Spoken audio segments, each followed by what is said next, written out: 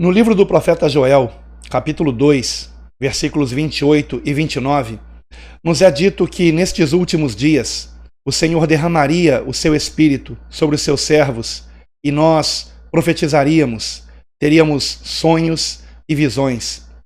No livro seguinte, o livro do profeta Amós, no capítulo 3, versículo 7, nos é dito que certamente o Senhor Deus não fará coisa alguma sem primeiro revelar o seu segredo aos seus servos, os profetas. Temos ainda, no Novo Testamento, na primeira epístola de Paulo aos Tessalonicenses, mais precisamente no capítulo 5, versículo 20, a advertência de que nós não devemos desprezar as profecias, mas examinarmos tudo e retermos o que é bom. Pois é precisamente o que eu espero que você faça ao ouvir este sonho de um servo de Deus, que inclusive pastoreia uma igreja no interior de São Paulo, e que teve um sonho muito impressionante, mas muito impressionante mesmo, talvez o sonho mais impressionante que eu já tenha escutado, especialmente pela riqueza de detalhes, e eu gostaria de compartilhar isso com você. Porém, devo fazer uma advertência aqui, de que neste sonho são mencionadas datas e é mencionado um nome de uma pessoa que supostamente seria o anticristo, ou alguém muito próximo a ele. E eu quero aqui advertir você que não necessariamente esta pessoa seja o anticristo e que não necessariamente as coisas se darão nestas datas, mas eu me sinto na obrigação de compartilhar com você a revelação que recebi. Que no mínimo ela sirva para despertar você, como serviu para despertar este irmão, que eu manterei aqui no anonimato, mas que eu peço que você esteja considerando aquilo que foi dito, que ele recebeu em sonho e que provavelmente, de fato, é algo da parte do Senhor. Ele me passou o sonho por áudio. Na verdade, foram vários áudios curtos, de cerca de 3 minutos cada um, e que eu estarei colocando aqui, compartilhando aqui com você o que eu recebi pelo WhatsApp. Por favor, preste muita atenção e, mais uma vez, eu quero advertir você, nós não estamos aqui assegurando que o que está dito neste sonho aconteça exatamente desta forma. Mas este irmão ficou muito impressionado depois deste sonho e a sua vida nunca mais foi a mesma, o seu ministério nunca mais foi o mesmo e hoje ele está completamente voltado para ganhar almas, para estar se santificando e alertando a todos a respeito da proximidade da vinda de Cristo e dos acontecimentos finais que antecedem a sua vinda. Então, preste muita atenção e, depois de ouvir este sonho, ore e peça ao Espírito Santo de Deus que fale ao seu coração, confirmando ou não aquilo que você estará ouvindo aqui. Voltando, então Bom, pastor, o sonho começa assim. Eu me deitei a dormir, depois de fazer minhas orações, junto com a minha família, né, minha esposa, minhas filhas, e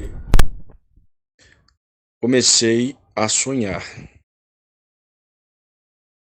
No sonho, é como se eu, juntamente com alguns irmãos da igreja, estivesse vindo de uma confraternização. Estavam todos reunidos e brincando de alguma coisa. Não me recordo o que, eu só me recordo que nós estávamos voltando deste lugar. Passamos em uma lanchonete para comer e descansar um pouco até chegar em casa. E quando nós estávamos nessa lanchonete, começava a televisão que estava dentro dessa lanchonete, começava a entrar aquela parte de urgência, e eles tomavam aquilo que estava passando na televisão, tiravam as programações normal e passavam uma mensagem urgente na televisão. Inclusive era a Rede Globo. E a mensagem que passava na televisão era a seguinte: um embaixador da ONU vai falar ao mundo inteiro, sendo isso inédito pela primeira vez. Nunca aconteceu na história do mundo. Mas esse embaixador da ONU vai falar de Washington, capital dos Estados Unidos, para o mundo inteiro, vai ser transmitido via satélite. E o pedido que as Nações Unidas estão pedindo é para que todas as pessoas em todos os lugares se dirijam para as praias, se dirijam para os estádios de futebol, para as quadras, se dirijam para os lugares menores, se dirijam para as comunidades, aonde vai ter telões esperando em todos esses lugares. Todos os países vão estar fazendo a mesma coisa. E a data que nós estávamos nesse sonho era dia 20 de dezembro de 2020. Repetindo, era dia 20 de dezembro de 2020. Essa era a data desse dia que nós estávamos dentro dessa lanchonete. E desse momento em diante eu me assustava.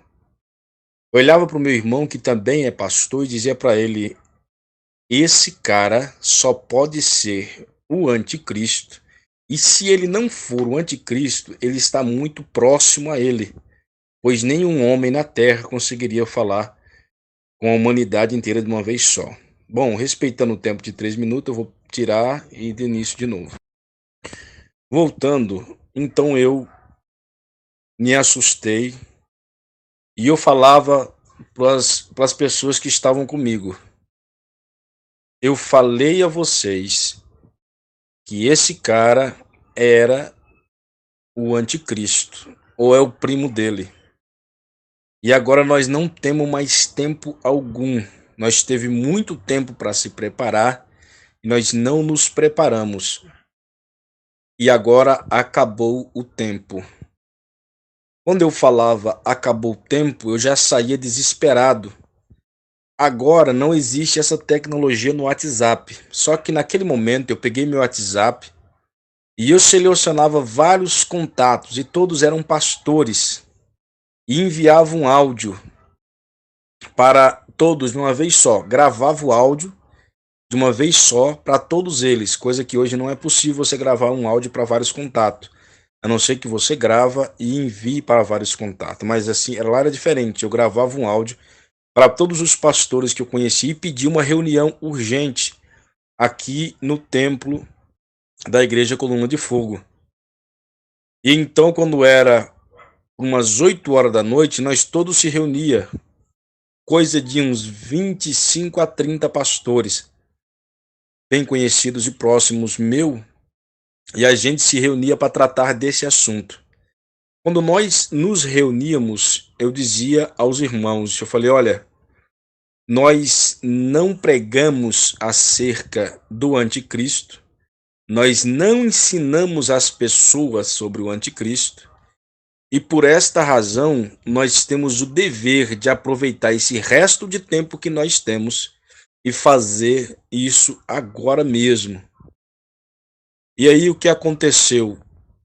Nós juntávamos todas as profecias que falavam acerca do anticristo, colocava em uma folha e imprimia.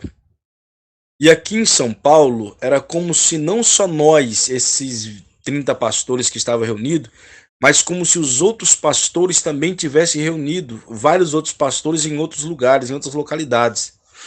E a gente dividiu a cidade de São Paulo inteira e as cidades nas regiões para a gente panfletar as profecias acerca do anticristo, para o povo não ir para as praias, nem para os estádios, nem para as quadras de futebol, para ouvir a mensagem deste homem. Eu esqueci de relatar. Ele ia dar essa palestra dia 1º, às 0 hora, na virada do ano, do dia 31 para o dia 1º de 2021, de janeiro de 2021. Então, o que acontece? Como ele ia dar a palestra dele dia 1º às 0h, na virada do ano do Brasil, porque foi a data mais próxima que eles acharam uma comemoração para passar essa palestra, então eles usaram o Brasil, às 0h de Brasília, da virada do ano. Sendo assim, nós tínhamos 11 dias, do dia 20 até o dia 31, para panfletar a região que nós ficamos. E nós pegamos essa parte aqui, quem vem do sul, em Juquitiba, até aqui na entrada de São Paulo, no Taboão da Serra, voltando para o outro lado até o Jacira. E dessa forma, nós ficamos para panfletar. Nós pegamos carros, colocamos caixa de som em cima dos carros, nós tiramos várias cópias e nós ficou mais ou menos com uns 3 milhões de pessoas, umas 3 milhões de pessoas para nós panfletar até o dia 31. Sendo assim, nós cumprimos a nossa meta, a nossa região, até o dia 28 de dezembro de 2020. Quando nós cumprimos essa data, passava na televisão toda hora o anúncio desse cara. E no anúncio passava o nome dele. Ele tinha 2 nomes. Porém, perdão, vou tirar aqui. Voltando, o nome dele, eu não conseguia ouvir o primeiro, eu só ouvia o segundo. E o segundo nome desse cara era Macron. Eu, no sonho, entendia Macro, que é o nome do supermercado, de uma rede de supermercado que tem aqui. E achava até estranho. Pesquisando depois eu encontrei esse cara. Mas voltando, passava no anúncio na televisão a todo instante que esse cara ia dar esse anúncio. E ele ia falar como resolver os problemas climáticos que estavam acontecendo no mundo. E ele tinha solução para tudo. E então eu me preocupava, porque eu sabia pela Bíblia que o único homem que teria o poder de falar com o mundo inteiro e as pessoas se submeterem era a besta ou o anticristo. E então, quando deu o dia 28 que a gente terminamos a nossa região, ficou restando as pessoas que se dirigiram para as praias, que segundo a televisão, já tinha cerca de 3 milhões de pessoas também nas praias, esperando já para o Réveillon e para a palestra desse tal homem. Sendo assim, eu fiz outra reunião com os pastores e nós decidimos fazer uma reunião geral. Todos os pastores, convidar os pastores que eles conheciam, e a gente resolveu o que nós ia fazer com as pessoas que já estavam nas praias, se nós ia panfletar eles, falar para eles do acontecimento do anticristo ou não. E então nós marcamos essa reunião para as 11 horas da noite do dia 28 de dezembro de 2020. Quando eu estava com um carro para sair, que nós marcamos a reunião no Monte da Luz, aqui em São Paulo, é um monte bem conhecido que tem aqui. Quando nós marcamos a reunião, chegamos no carro para sair, um irmão meu que é afastado do evangelho veio, parou na frente do meu carro, dobrou os joelhos no chão e falou que queria se converter. Eu falei, mas nós vamos orar por você. Ele disse, eu não só quero me converter, eu quero ir com vocês para esta reunião. Eu dizia para ele, não, você não pode ir, lá é coisa de pastor, você ainda não está pronto para essas coisas. Ele disse, eu não quero saber. Vocês já fizeram alguma coisa pelo evangelho, eu nunca fiz nada. E eu sei que se eu morrer agora, eu não tenho nada com Deus e nem fiz nada para ele. E eu quero ir com vocês. E aí eu tentei impedir o meu irmão dele ir com a gente, mas ele falou, eu tenho um carro e eu vou seguir vocês a qualquer preço. E E como eu estava atrasado para a reunião, deixei ele ir e fomos para a reunião no Monte da Luz, onde vários pastores estavam reunidos.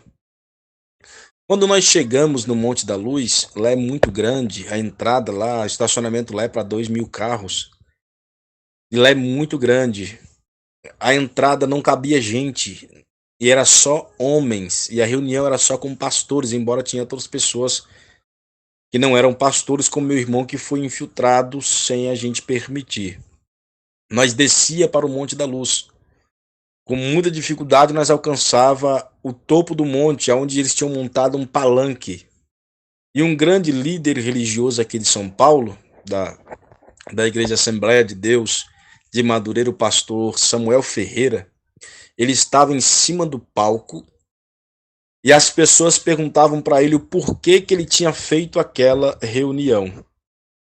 E então ele, com o microfone na mão, dizia: não foi eu quem fiz a reunião. Eu vim também porque fui convidado. E nesse momento eu falei: não, quem fez a reunião foi eu. Eles pediram para me subir no palco e eu subi no palco. Então eu falei a todos os pastores desta maneira: olha, Deus nos deu a oportunidade ainda de nós nos redimirmos e falarmos acerca do anticristo.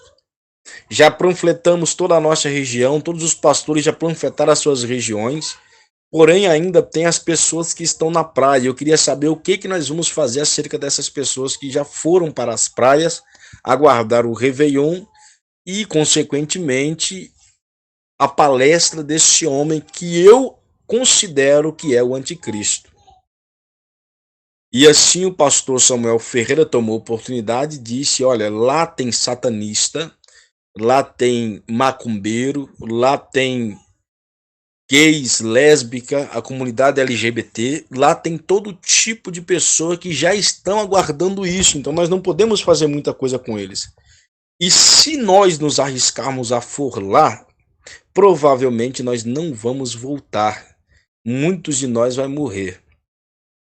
Quando ele falou estas palavras, o meu irmão, que se convertera àquele momento, poucas horas antes, subiu num palco, tomou o microfone da mão dele e disse estas palavras: olha, eu nunca fiz nada para Jesus, mas eu sei que aqui no meio tem outros como eu que estão com medo, sabe que a hora chegou e também estão escondidos em algum lugar nessa multidão.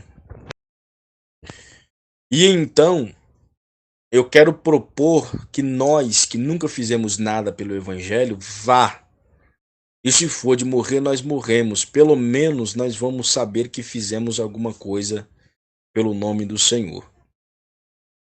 E aquele que quiser ir comigo, que está disposto a dar a sua vida, dá um passo para frente. Nisso, pelo menos uns 2.000 homens se alistava para descer. Um dos pastores que estava comigo era médico. E ele falou desta maneira: mas se esses homens pode se machucar ou até morrer lá, o certo é nós mandar uma comitiva de médico também para cuidar, fazer os tratamentos, os primeiros socorros para os irmãos que estiverem machucados. E o meu outro irmão já teve uma outra ideia de a gente levar os carros para lá. E então, levando o carro para lá, a gente podia resgatar os irmãos que foram espancados ou que foram apedrejados ou alguma coisa do tipo. Sendo assim, para resumir a história, nós conseguíamos 40 carros, uma equipe médica e 2.000 homens para panfletar nas praias, que estavam dispostos a dar as suas vidas se fosse preciso. Nisso a gente desceu para a praia.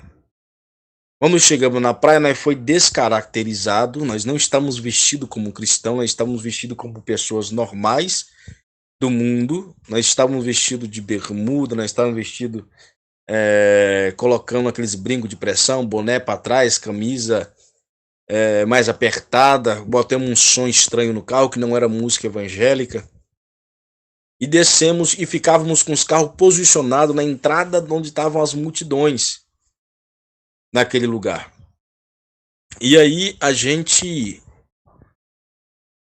eu ficava no meu carro esperando com um rádio, foi outra ideia que tiveram lá, baixar no aplicativo de rádio no celular, os irmãos ficariam no máximo 10 metros em distância um com o outro, e assim a gente podia ver e ouvir. Qualquer coisa que acontecesse com os irmãos, o outro irmão passava o rádio, e nós que estávamos nos carros tinha que dar nossa vida se fosse preciso para salvar aquele irmão que estava machucado. E aí o primeiro rádio tocou e um irmão passou a mensagem para mim e disse: olha, tem um irmão aqui que está muito machucado, está mal, corre para cá agora que senão vão matar ele. Naquele momento eu aumentava o meu som, começava a cantar pneu com o carro e pedia para o povo sair da frente. E as pessoas saíram da frente pensando que eu estava doido e ia em direção ao irmão que estava com a localização do GPS no celular. E aí eu encontrava aquele irmão caído no chão. E quando eu encontrava o irmão, eu falava para as pessoas que estavam espancando ele: sai de cima que eu quero passar por cima dele. Eu vou matar. Então as pessoas saíam da frente do carro pensando que eu ia atropelar o irmão, mas na verdade eu queria salvá-lo. E eu encostava o carro perto dele, ele ainda estava bem consciente, e eu abria a porta. Quando eu abria a porta, ele ia para entrar, as pessoas juntavam. Eu prendia a mão do irmão, pedia para ele segurar firme e já saía cantando pneu outra vez com os irmãos, com as pessoas que estavam em redor, para colocar medo. E assim eu consegui resgatar. Levei esse irmão até o posto médico que nós tínhamos deixado perto, na Baixada. E chegando lá, eu deixei ele lá e já saí em seguida voltando e recebi outra chamada no rádio. Quando eu recebi a outra chamada no rádio, eu pedi para o irmão para ficar perto do irmão que estava sendo machucado, e eu corri ao encontro dele. Chegando lá, esse irmão já estava inconsciente. Eu via que não tinha mais o que fazer e eu dava meia volta com o carro e saía outra vez. E então eu ficava bem triste, começava a chorar dentro do carro porque aquele irmão havia morrido, e recebi outra chamada. E assim foi o tempo todo que nós estivemos ali. Quando foi no dia 30, 2 dias depois, nós já havia conseguido panfletar todas as pessoas que estavam na praia e as pessoas também que estavam descendo para a praia. E então a gente reuniu onde estavam os médicos e fomos contar as nossas perdas. De 2.000 irmãos que desceram para panfletar, apenas 200 sobraram. De 40 carros que desceu, apenas 6 voltaram. O meu irmão que deu a ideia, que disse que daria a vida, se possível fosse, por não ter feito nada ainda e ter se convertido naquele tempo, não voltou. Então eu me entristecia muito e chorava, porque o meu irmão não havia voltado. Quando nós já havia desistido de esperar mais, já tinha passado da hora combinada, nós estávamos subindo de volta. Quando nós avistamos um carro vindo devagarzinho, chiando, e eu percebi que era o carro do meu irmão, apenas com o farol funcionando. E então eu cheguei até o meu irmão e ele estava todo machucado. Perguntei para ele o que havia acontecido e ele falou que foi resgatar um irmão. E quando chegou até esse irmão, era um conhecido nosso. E sendo assim, esse irmão estava desacordado e ele não quis deixar ele de mão. Ele foi salvá-lo da mesma forma e quase morreu para tirar esta pessoa de lá. E assim ele voltou quase nas últimas. Terminando, nós regressamos de novo para o templo da igreja aqui em Tapicerica da Serra. E ao chegarmos, já era bem tarde da noite, era aproximadamente umas meia-noite para 1h da madrugada. Nós não fomos para os nossos lares, nós fomos para nós fomos para a igreja e eu apressadamente falava com todos que estavam ali. Agora nós temos que ir embora. Nós temos que fugir daqui enquanto nós ainda tem tempo. Nós não podemos ficar mais nem um minuto aqui. E os irmãos então começavam a perguntar, mas fugir para onde? Que lugar? E eu dizia desta maneira, eu encontrei um velho na internet e era um irmão. E esse velhinho na internet teve uma revelação, segundo ele, que Jesus voltaria em breve, só que o anticristo chegaria primeiro. E Deus mandou ele numa montanha guardar mantimento para um povo que iria se esconder nessa montanha. E então esse velhinho fez uma senha. E a senha que ele fez estava num site e só conseguia baixar o mapa desse lugar quem tivesse a senha. E ele não deixou a senha em canto nenhum. Segundo ele, somente acharia essa senha quem Deus revelasse essa senha. Deus me revelou a senha. A senha era Espírito Santo. E aí eu falava com aquele povo, gente, nós temos que ir para o Espírito Santo, porque foi a senha que Deus me deu para achar esse mapa. E então eu pedia que 2 jovens da igreja que mexem muito com o computador procurassem esse velho e colocassem a senha Espírito Santo. E eles colocavam e encontravam o mapa. E o mapa estava dizendo que a localização ficava também no Espírito Santo. Sendo assim, eu dizia, agora nós já temos para onde ir. E nisso, um dos meus irmãos, melhor, 2 dos meus irmãos de sangue, são carreteiros. Um chegou com uma carreta e outro chegou com um bitrem. No primeiro vagão do bitrem estava cheio de compra, que ele trabalhava num supermercado, numa distribuidora. E o outro estava com a carreta vazia. E o pai de uma das jovens aqui da igreja é motorista de ônibus, e ele chegava com um ônibus. E vários carros pequenos nós tínhamos. Eu falei, gente, nós já tem como ir embora, vamos embora. Porém, meu irmão, que é pastor e é mais velho que eu, dizia, olha, nós não temos certeza ainda quem é este homem. E o que ele vai fazer? Eu acho desnecessário nós sair daqui às pressas dessa maneira. Acho melhor nós esperar o que este homem vai falar e então a gente tomar a decisão correta. E então olhar para ele e falava assim, Hércules, não pode, esse cara é o anticristo e ele vai matar todos nós temos que fugir agora, nós não podemos esperar. E então algum dos outros pastores começou a concordar com o meu irmão, e grande maioria concordava com ele, não gente, vamos aguardar, nós não precisamos sair aqui nas pressas, nós não precisamos fazer as coisas dessa maneira, se nós sair daqui desta forma, nós vamos se precipitar.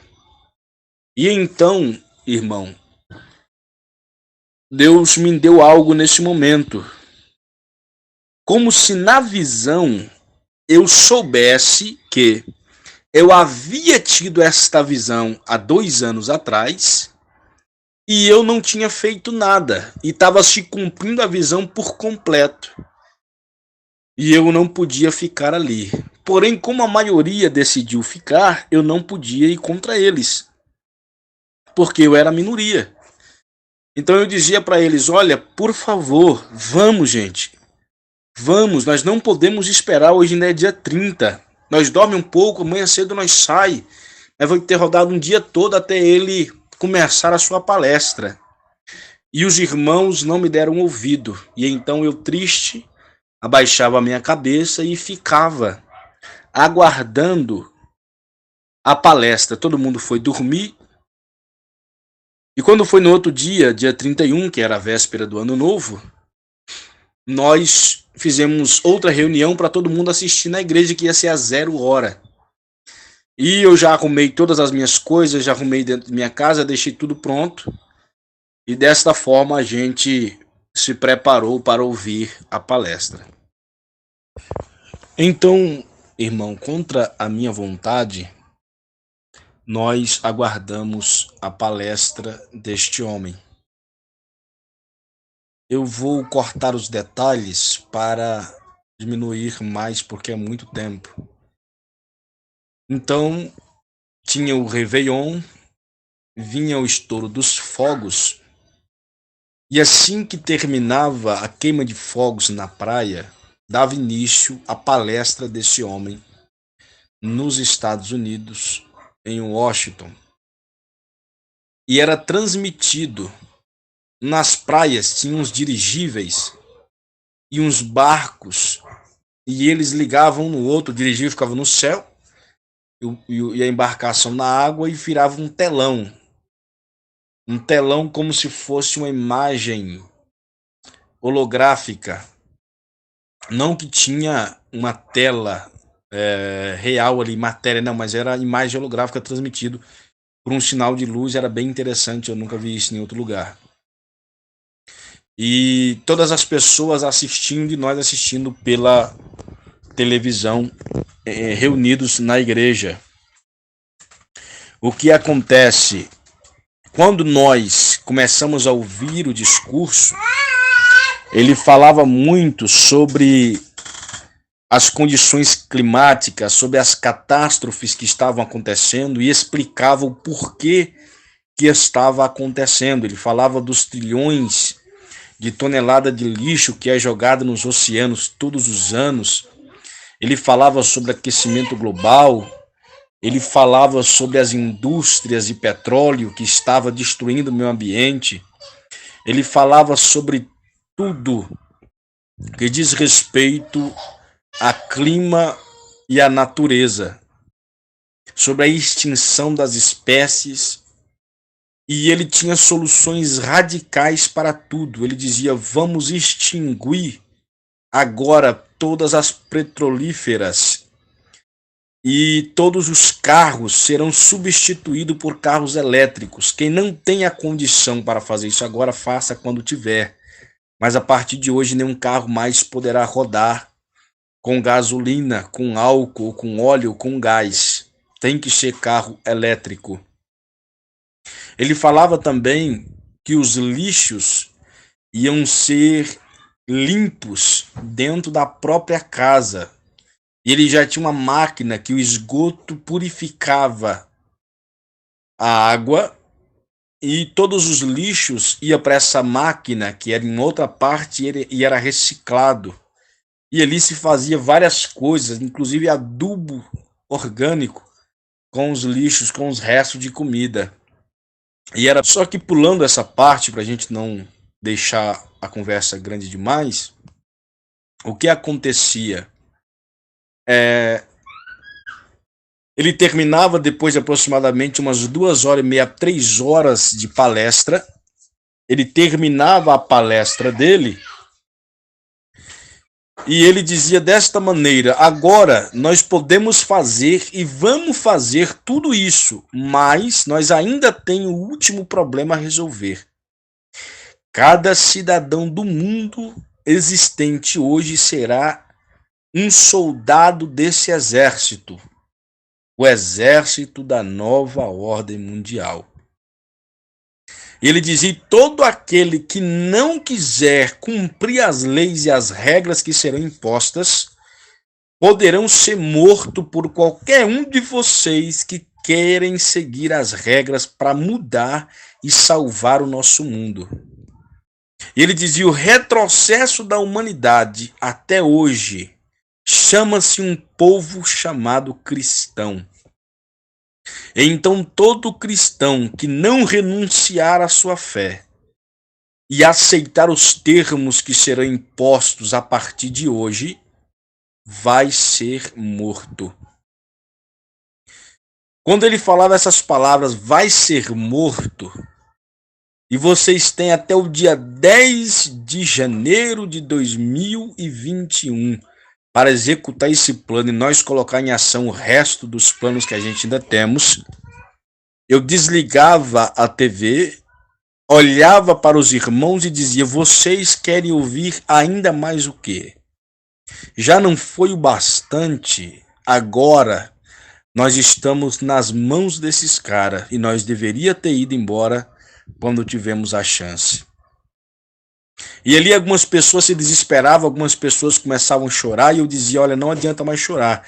Pega as coisas de vocês e vamos embora agora. Isso era por volta de umas 3 para as 4 da madrugada, quando nós fazia as malas, sendo 3 carros grandes, 2 carretas e um ônibus, uma minivan e uma faixa de uns 15 a 20 carros pequenos. E a gente lotava todos esses carros, nós tiravam as mulheres, colocava todas elas, mulheres e crianças, no ônibus e na carreta.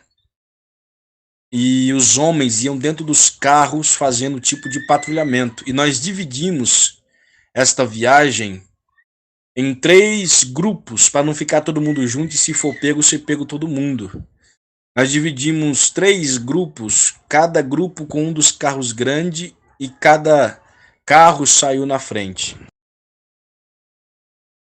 Sendo assim, foi um carro grande na frente com 7 carros pequenos. 5 quilômetros depois que esse carro da frente tinha andado, o outro saiu com mais 7 carros pequenos.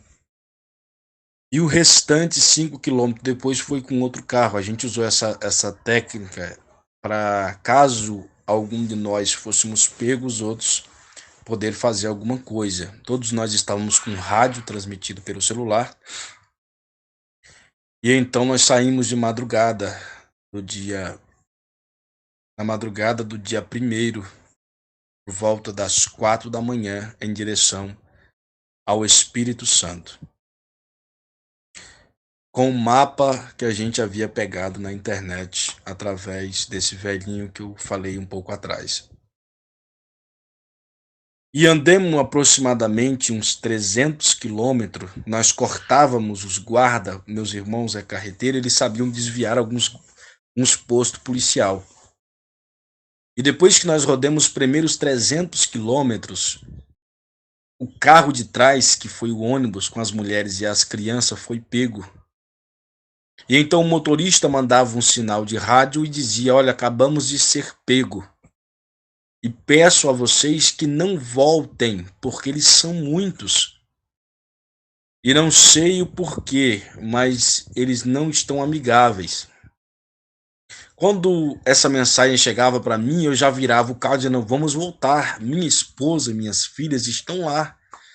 E também as filhas de vocês. Se for para morrer, nós morre todo mundo, mas nós não vamos deixar elas para trás. Quando nós estávamos manobrando os carros para voltar, eles começavam a matar. E a lei era que eles não podiam matar com arma de fogo, tinha que ser arma branca. Porque as armas de fogo também estavam causando mal à natureza. Então tinha que ser espada, faca, entre essas coisas. E então um dos irmãos gravava dentro do ônibus, que era só mulheres e criança, e eles vieram matando. E então quando eu recebi aquele vídeo, eu desesperei e caí no chão aos prantos, porque minha esposa e minhas filhas morreram. E eu chorava muito, muito, muito, muito. E os irmãos me chamando para agora não adianta mais, já morreu, não tem mais o que fazer. Eu dizia, não tem jeito, nós tem que voltar, vamos voltar. Minha esposa morreu, minhas filhas morreu. E eu perdia totalmente o sentido da vida. E as forças, eu não sabia o que fazer. E então, quando eu... desculpa aí, pastor, porque me emociono bastante. Não sei porquê, mas Deus sabe. Nesse momento, um dos jovens aqui da igreja chegava para mim e dizia, pastor, o senhor sempre me falou que quando a gente morre na presença de Deus, a gente vai para o céu. Então sua esposa e as suas filhas estão no céu. Quando nós morrer, que não vai demorar pelo jeito, nós vamos encontrar eles lá. Por que o senhor está chorando? Quando esse jovem me falava estas palavras, me confortava. Então eu dizia mesmo, eu havia me esquecido disso. Vamos para frente, deve ter algum plano com nós, ou vamos morrer na estrada, mas vamos adiante. E então continuava seguindo. Nós andávamos mais 300 quilômetros e o outro carro, o segundo comboio que vinha atrás era pego. Eles não começaram a pegar da frente, nós estávamos na frente, eles começaram a pegar de trás para frente. Era como se eles fizessem uma emboscada, deixávamos a gente passar e pegava o último. E assim, era do meu outro irmão, ele me mandava o áudio e dizia, olha, já vai embora, não pare, não pare, eles já pegaram a gente. E nisso já começavam a matar, eles não perguntavam se a pessoa queria renunciar nem nada, porque nós era fugitivo. E já matavam. E aí nós íamos no carro louvando, nós íamos no carro adorando, orando, acabou o louvor, acabou a oração. A maioria das pessoas que estavam vindo com a gente vinha chorando dentro do carro, os outros carros que encostava, todo mundo chorando, sabe, sem ter nenhuma expectativa mais de sobrevivência ou de futuro.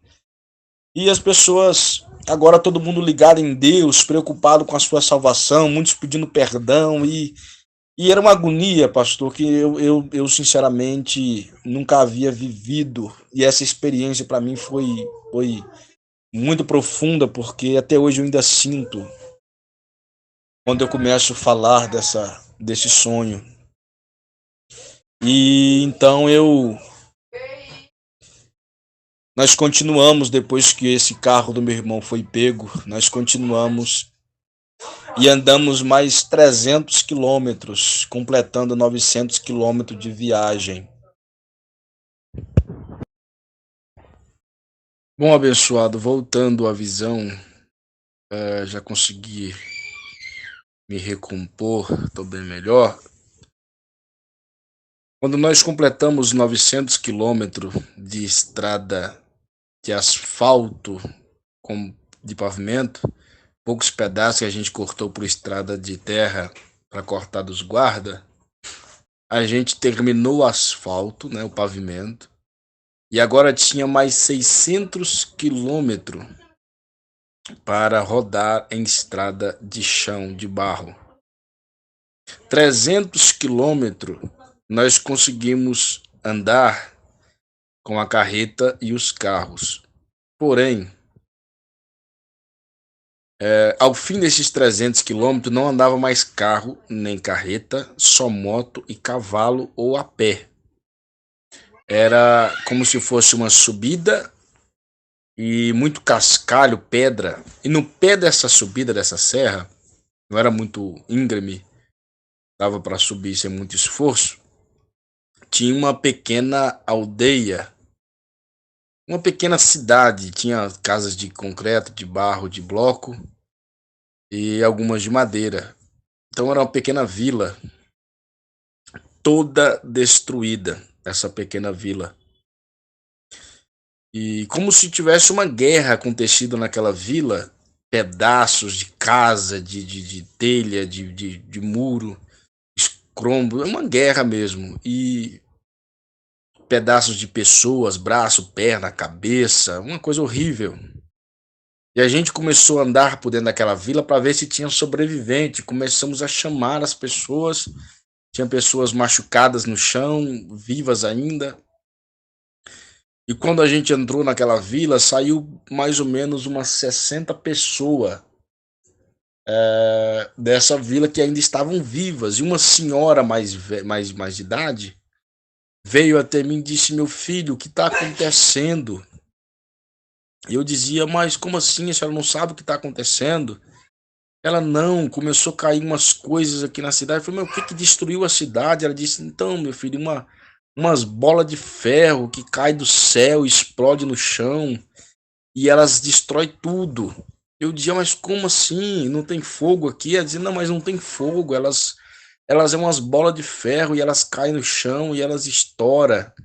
E vai pedaço de ferro para todo lado, só que não tem fogo, não tem fumaça. E onde elas passam, elas destroem. E então nós falava para ela: olha, a senhora sabe que o anticristo chegou? Ela, mas quem é anticristo? Eu falei: aquele que veio para destruir a igreja. Mas o que é a igreja? E então eu descobri que aquela mulher, ela não conhecia Jesus, nem ela e nem a vila dela. Eu falei assim: mas como a senhora não conhece Jesus? A senhora não conhece? Todo mundo conhece Jesus, a gente prega para todo lugar. Eu falei: então, eu vou contar a história para você. Ela me disse que o pai dela era um índio e foi para a cidade. Chegando na cidade, ele não gostou da cidade. Ele não gostou das coisas que viu na cidade, então trouxe a família dele para o mato outra vez. E chegando no mato, ele comprou um pedaço desse mato do governo. E esse pedaço onde ele comprou tinha muito ouro e ninguém sabia. Então ele garimpou esse ouro. E muita gente veio de muitos lugares e construíram casas e virou uma vila grande. E então esse garimpo acabou o ouro e muitas das pessoas voltaram para suas casas na cidade. Um pouco dessas pessoas ficou lá. E como o pai dela ficou muito rico, segundo ela, ele comprou uma torre para bloquear sinal de telefone, que ele não queria que a modernidade entrasse dentro daquela cidade, daquela vila. Então eles eram desligados do mundo. O conhecimento que eles tinham era das pessoas que vinham de fora, mas não tinha rádio, televisão, não tinha nada lá, porque o sinal era todo bloqueado. E então a gente anunciou o evangelho para ela, falando que Cristo estava voltando, que estava acontecendo no mundo, a perseguição à igreja, e eles quase todos se converteram. E eu compreendia que essa era a minha missão. E junto com esse povo veio uma criança de aproximadamente uns 7 anos de idade que parecia minha filha. Eu tenho uma filha com 7 anos de idade e outra com 1 ano. E aquela mais velha, uma moça, parecia minha filha mais velha. Ela estava com um machucado na perna, ela só mancava. E eu lembro que eu abracei essa criança e disse para ela: eu vou cuidar de você. Você vai ficar comigo. Cadê seus pais? E ela dizia que os pais delas tinham morrido. Então eu pegava, abraçava aquela criança como se ela fosse a minha filha, porque era muito parecida. E quando a gente começava a seguir para entrar, para procurar o nosso mapa, acontecia um estrondo no céu. E aquele povo já se desesperava, porque ele já sabia o que era, nós não sabia. E então umas bolas de ferro, umas bolas de esfera, mais ou menos com diâmetro aí de 1 metro, o diâmetro dela de 1 metro de largura, pesando aí, acredito eu, numa base que eu estou fazendo, uns 500 quilos de chumbo mesmo. Vinha numa velocidade que não dava para você medir. Então eles começavam, só que era muitas bolas de ferro. Aquelas bolas vinham de monte. E a maioria das pessoas começavam a correr. Então eu percebi que eram as bolas que estavam destruindo aquela cidade que a mulher falou. Logo eu peguei essa criança, coloquei no pescoço e comecei a correr com ela como todo mundo estava correndo. Porém, quando eu estava para sair do campo do ataque dessas esferas, eu percebi que uma vinha na nossa direção. Tinha uma pedra, uma rocha, eu joguei aquela criança atrás dessa rocha e me escondi, pulei para baixo. E aquela bola caiu uns 10 metros de distância de nós. E ela explodiu e um pedaço de ferro passou na batata da minha perna esquerda, arrancando tudo, ficando só o osso para fora. O osso ficou intacto, mas dava para ver pela batata que não tinha mais. E ali logo a gente correu, caçou jeito de fazer uns curativos, de remendar, de colocar uns panos, e eu já não tinha mais expectativa mesmo, aí que acabou minha expectativa de vez. Eu falei, eu vou morrer.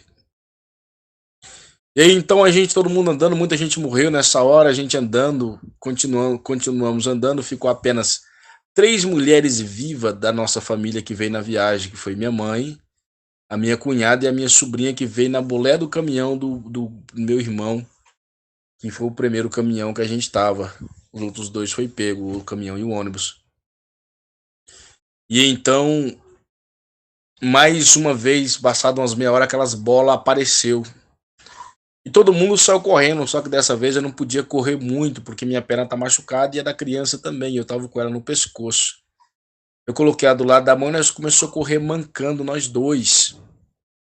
Mancando e correndo. Só que essas bolas veio demais, o campo de ataque delas agora foi muito grande, diferente do outro. E muita gente conseguiu correr e sair do campo de ataque delas, mas nós não. E eu me lembro que quando eu estava quase saindo, faltando uns 20 metros para sair do campo de ataque dela, uma bola passou por cima da minha cabeça. E quando ela passou por cima da minha cabeça, eu senti de jogar aquela criança para trás. E eu joguei ela para trás para a bola não acertar ela. E quando eu fui pular para o chão para me defender, aquela bola explodiu. E eu só deu tempo de eu virar o rosto. E ela veio na minha direção, muitos ferros. E um deles passou na minha costela, por trás das minhas costas. E nesse momento eu fiquei paralisado, eu não caí no chão, mas fiquei estático, parado, sem conseguir me mover. Foi quando a minha irmã veio na minha direção e começou a falar comigo. E ela dizia: Zé, você tá bem, você não morreu, é um milagre, aquela bola explodiu perto de você. E eu dizia: Val, olha nas minhas costas e vê como é que tá minhas costas. Eu senti alguma coisa passando aí. E eu não consigo me mexer. Quando a minha irmã ia para minhas costas, ela caía como se fosse um desmaio. E começava a gemer e gritar e dizer: Não, meu irmão, não, meu irmão, não. Eu falei: Val, o que aconteceu? Ela falou: Zé, eu tô vendo seus pulmão. Suas costelas tá toda quebrada. Você vai morrer. Suas tripas tá derramando por cima das suas costas. Eu dizia: Meu Deus. E aí, esse rapaz que havia falado comigo, o rapaz que havia falado comigo para mim não ficar preocupado que a minha esposa e minhas filhas tinham morrido, mas eu ia encontrá-las no céu, veio até mim, pegou nas minhas mãos e começou a ficar desesperado. E pastor José, não, você não pode morrer, você tem que levar nós até aquele lugar, você não pode morrer, você não pode morrer. E desesperava. E eu dizia para ele, eu falava: Gleidson, você falou comigo que eu ia encontrar minha esposa no céu e agora eu tô indo, Gleidson. Você tem que continuar e eu vou ficar por aqui. E ele se desesperava. Quando a minha mãe veio, pegou nas minhas duas mãos e começou a chorar em outras línguas. Chorar num sentido espiritual muito grande.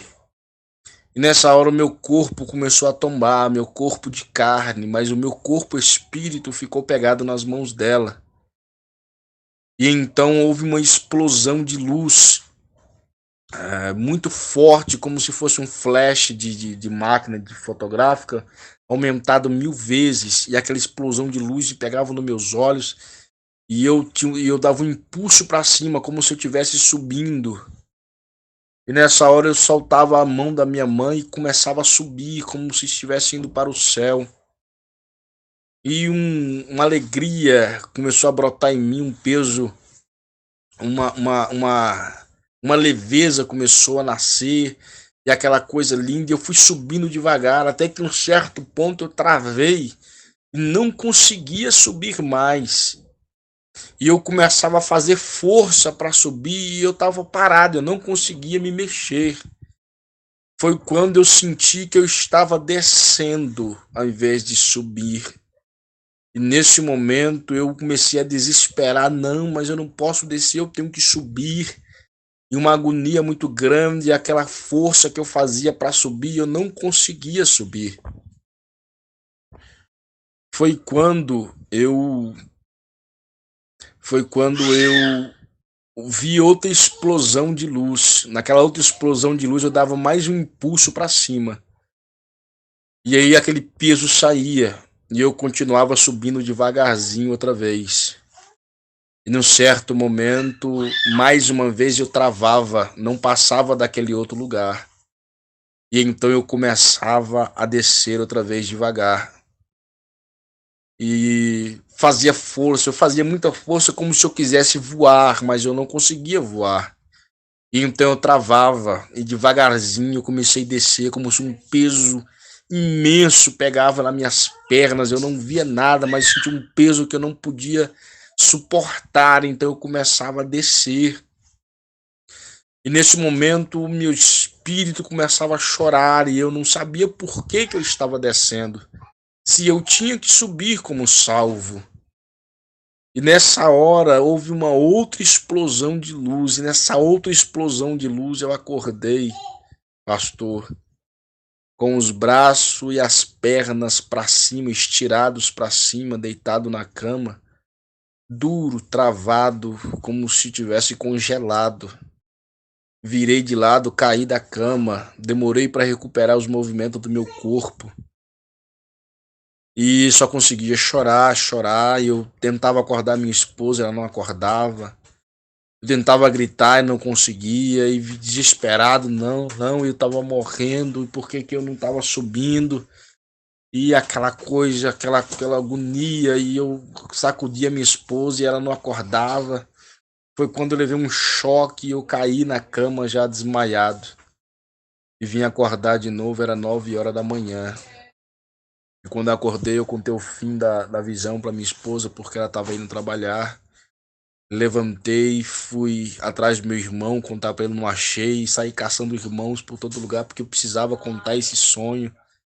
E ainda desesperado, pastor, e eu fiquei mais ou menos umas 3 semanas com os ossos doendo, com o corpo todo ruim, mas algo muito profundo aconteceu na minha vida, porque a partir desse momento nunca mais eu fui a mesma pessoa.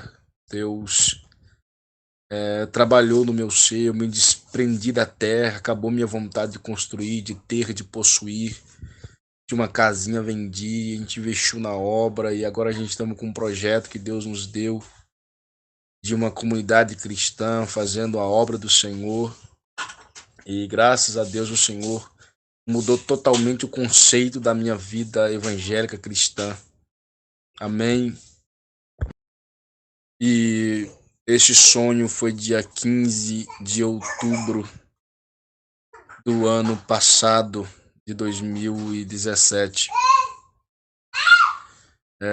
Tem mais de ano, né? Esse sonho. E de lá para cá a gente tem feito da vida, do tempo que a gente tem aqui, forças, né? Fazendo obras, porque eu li o que está escrito em Mateus 25, a partir de 34, tive fome, não me deste de comida, tive sede, não me deste bebida, tive preso, não fosse me visitar, tive enfermo, não fosse ver-me, fui peregrino, vocês não me hospedaram, mas Senhor, quando te vimos dessa forma, não te demos assistência. Quando deixasse de fazer aos meus pequeninos, a mim o deixasse. Esse é seu critério que o Senhor vai usar. Você fez, você não fez, cadê o talento? Você enterrou o talento. Então tudo isso veio saltando e eu comecei a estudar, pesquisar essas coisas. E aí encontrei o canal do Senhor e me ajudou bastante também. Com tudo que eu ouvi, que eu pensei que eu estava sozinho nessa loucura, né? Não leve a mal porque eu falei loucura, porque para mim tudo ficou muito novo. E então venho assistindo vídeos, venho assistindo coisas que eu, meu Deus, o que está acontecendo? E juntando força, a gente começamos um projeto em Minas Gerais. O Senhor deu uma terra para nós começar esse projeto. É um projeto de ressocialização, onde, em nome de Jesus, nós vamos fazer uma comunidade cristã. Lá já tem irmãos trabalhando que abandonaram os seus trabalhos. Esse ano, dessa visão que Deus me deu, a gente já conseguiu isso. Vamos montar uma irrigação, uma plantação lá vamos cultivar, vamos viver como cristão, ali vamos, se Deus permitir, tirar recurso para enviar missionários para ir em outros lugares onde a palavra ainda não foi pregada, se para isso ainda restar tempo, mas vamos cuidar daquilo que Deus quer que nós cuidamos. E por isso eu estou comunicando com o irmão, Deus sabe o porquê, e sempre que o Senhor tocar, a gente vamos estar passando aí, em nome de Jesus. E se o irmão, uma hora que tiver um tempo, quiser bater um papo sobre esse assunto, a gente conversa. Amém? Deus abençoe. que, mas na medida do possível. Então, pastor, deixa eu falar algo aqui pro irmão. É que assim, depois que eu tive essa visão, esse sonho, Deus não me deu uma resposta se isso literalmente iria acontecer. Eu acredito que foi um despertamento para mim, porque há 12 anos estou na presença do Senhor, desses 12 anos, 6 anos sou pastor.